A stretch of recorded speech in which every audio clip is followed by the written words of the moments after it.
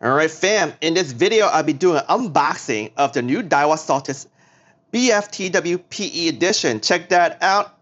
Alright, this is a JDM offering, and the Saltist lineup has been out for a while, but they keep adding different models to it. Okay, this one specifically was released, I believe, the end of 2024, so not a lot of people know about it because, again, they're just adding different models to this lineup, and I don't think they did any sort of advertisement or posts on social media about this. So only a few people actually gotten this. So let's take a look and see how this goes. All right. So I know some of you guys follow me, and you guys may have seen me fish this guy last year in the surf. This is one model up. This is the Daiwa Saltist SVTW80, and it was a fun reel.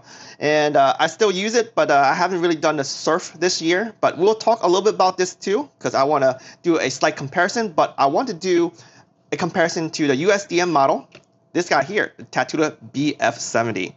So let's get this video started. The first thing I want to do really is I want to talk about the features of this reel because, okay, again, this is an entire lineup of many different models.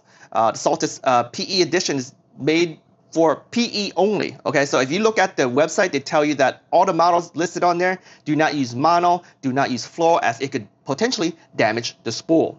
But because, again, it has so many different models on the web page, right, it could get a little bit daunting, especially when you do like translations, right? So you guys can check it out and read carefully because it tells you exactly which models apply for, or just watch through this first section of video, which I'm going through all the features related to this specific model. So this specific reel here has pretty much all of the hyperdrive design except the hyper double support, which is basically the dual bearings on both sides of the pinion gears. So I'm assuming that this is going to be like a long shaft spool. Dual bearing support is only for the larger reels, the 300 and 400, because this guy also did not have it. But this specific reel here should have everything else of the hyperdrive design, such as the metal frame, the digi-cut gears, and also the hyper clutch. Now, this guy here does not sport the SV braking. The only one reel that sports the SV braking is this guy here. This one here is his BF concept, so I'm assuming it's going to be like the Alpha's BF TW. I can't wait to take a look at it. Let's take a look at the specs, and then let's open up the box because I know you guys want to see that. Oh yeah, it does sport the UTD, which is the ultimate tournament drag. All right, so as you can see, here's all the specs of this specific reel here. It's 8.1 to 1 gear ratio, and that does 76 cm per turn, and I did convert that. That's about 30 inches, slightly under 30 inch per turn. It has about 7.7 pounds of drag, and yeah, I don't think we really see anything else, but this reel here is rated specifically for 0.6 and 0.8 go PE line. Okay, there is basically a minimum and maximum, and for both of them it's going to be the same, so 50 meters or 100 meters. Okay, so I'm assuming there's going to be like some sort of line on the spool that tells you where the midpoint is. So yeah, let's open it up and take a look at this bad boy. All right, so nothing fancy in this box, unlike the Steez, which comes with a very cool and nice neoprene bag. But here we go. All right, here we go. This is how it looks like. It looks just like this guy right here. Okay, the Tatula BF 70, the USDM model. But as you see, the spool difference, you can see that hole in the middle is a little bit bigger, and also it's narrower. Okay, and one thing I didn't mention earlier is the T-wing system.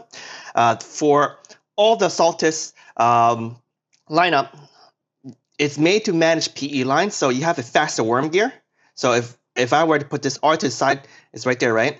I'm gonna crank this and see how many cranks it takes to go all the way down and back. Ready? 1, 2, 3, maybe 3.5. Okay, and let's go with this guy here. Let's put this guy all the way to the edge. Okay, 1, 2, 3, 4 and a little bit. So yeah, this guy is definitely a little bit faster, and with the narrower spool, I believe what's going to happen is that it allows you to stack the line further apart. because the problem with thin PE line is when you stack them too close together and you catch a fish, right? You put tension on, potentially those thin line will stack and then bite into each other, and then that could damage your thin, fragile PE line. So this is really, really cool. Let me just rotate this reel around a few times so that you guys can see it. I feel like this reel here is going to be very, very popular if they bring it to the US. And the main reason is, one, everyone likes PE line right now. The ultralight PE BF fishing, that game is amazing. It's what most people in the US like to do. Just use thin PE line and throw light lures, right? And here's the thing. The Tatula BF 70 did not have a drag clicker. This guy does. In fact, let me put it to the mic. So yeah, it has a very nice metallic clicking noise for the drag clicker. So it's beautiful. Okay, but yeah, it looks exactly the same reel, but yeah, different spool, different worm gear, and you have a drag clicker, and then you got that nice dark blue. See that? Beautiful. Anyhow, what I want to do is I want to weigh it. They did give the weight of the reel, but it's in grams. I think it was like 180. It is the lightest out of all the Saltist reels. So let's put this on, see if it says so it's even under 180. But I need to go to ounces for those in America. 6.2. So it's a very, very light reel. And let's put this guy here. There you go. And it's hard to say if this is going to be exact because I fished this guy for so much and a lot of the grease been washed out too. But yeah, it looks like this guy here is a little lighter, likely because the grease been washed out.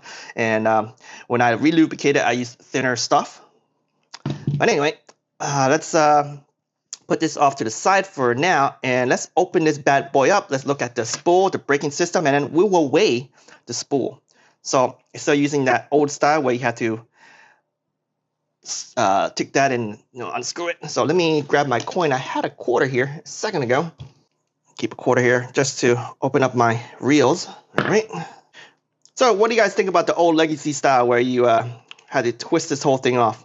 It's very funny. A lot of people think that this screw here is the dial or indicator of what the brake setting is, but the brake setting notch is actually right there. So everything's at 0 right now. Anyhow, let's go pull this out, and behold, there you go. Okay, so this spool does not look like the actual BF braking module that I was talking about earlier, the KTF tune. I guess it makes sense because it didn't say KTF BF, right? So there you go. Okay. I guess if they were to use the other one, it would look completely different, and also the side plate will be different because the braking module will be different. Okay, I believe you could just slap this guy on here, and it will work too. So potentially, you could just swap spools if you guys are into swapping spools. So if they sell a PE spool for Tatula, that'd be pretty cool. So let's just put this here for a second. Hey, it goes in, no problem. Oh, wait. I can't turn it. Oh, there it goes. Oh, wrong plate. That's why. Tatula.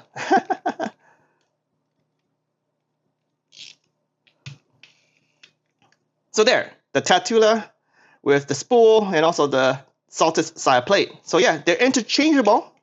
So it'll be pretty cool if they bring this guy over to the US. Now, just for reference, this is the Alpha's BF TW. This is KTF tuned. Okay, since I did bring it up, I should at least bring out this spool here and show you guys very quickly. As you see, the braking module is different. Okay, that's the braking cup right there, and the braking side plate is like that. Okay, so yeah, it's not KTF style for the Saltist, that is. Which is good, because I don't think a lot of people will like the specific braking for PE BF fishing, because people want the distance. In my experience, okay, this guy right here casts a little bit shorter than your legacy style, this style of braking. Okay, that is truly made for bait finesse close quarter fishing. Okay, but this, I can't wait to test and see how it behaves. Let me compare the spool for a second, the braking cups. I'm looking at it, and it looks like the braking cup potentially, this guy here looks a little bit shorter. And what I noticed by putting these two together is that there is a O-ring here and O-ring there. That's pretty cool. Okay. All right. Anyhow, let's weigh the spool, and I'll compare the spool weights between the two. Let's go back to grams. This is the Tatula. Nope. Don't roll around, dude. Okay, that's 10.9. Let's try this guy here. So it's slightly heavier, maybe because of those rings there. And I think the depth, this guy might be a little bit deeper, because now that you made this thing more narrower, they need to make the inner side a little bit deeper in order to ensure it has capacity for line. But as I did mention earlier, potentially there is a midline, and there is a midline right there. Okay, the midline. So that's about 50 meters, and then max capacity, which is right here, which is going to be 100 meters. So here is the SVTW80. It looks pretty much the same. All right, pretty much for the two smaller reels, it looks just like a Tatula. Okay, looks just like a Tatula 80, Tatula 70. And this guy weighs slightly heavier. This is like a 185 grams versus this guy is 180. But what I want to show you guys, one thing is the paint on the spool. As you see, they are black, right? And then for me, I actually use my fingers as a drag system, like part of the drag system, right? Like mechanism.